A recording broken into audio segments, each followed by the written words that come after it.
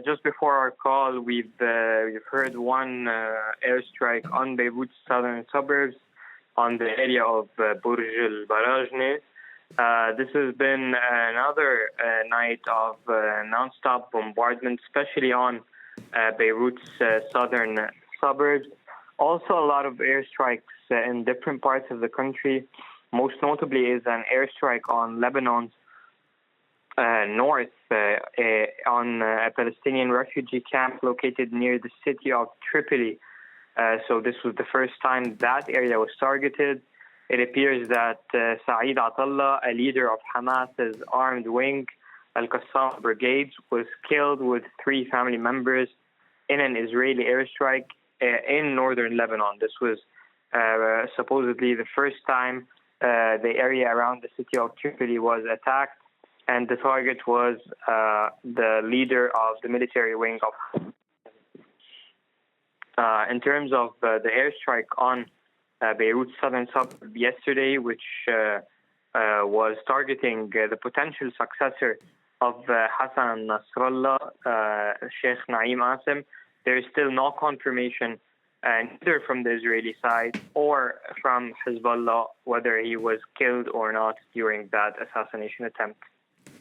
And we've obviously heard about Israel issuing evacuation orders before it struck parts of Beirut. But where have these people been going? Where are they meant to go?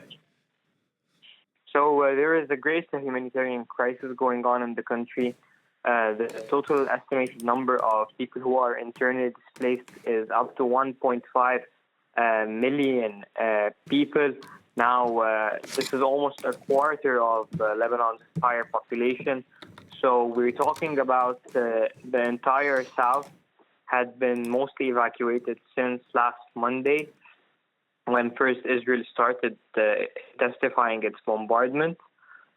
Beirut's southern suburbs was evacuated gradually over the past week, as long as certain areas of Beirut, which were evacuated this week after strikes hit central Beirut. So there is a great humanitarian crisis. Roughly 30% of all those who left their homes are currently living in shelters provided for by the Lebanese government, mostly in public schools in different areas of the country. We're talking about more than 700 schools and facilities that were open and transformed to become evacuation centers. Also meaning that the school year cannot start for the simple reason that all schools are being used as shelters. It is estimated that at least 200,000 people are in shelters, while the rest have managed their own way, either through renting apartments or staying with friends and family. But the situation is very catastrophic, especially for those who are in the shelters or those who weren't able to reach the shelters because the shelters are at full capacity. So some people are still sleeping on the street.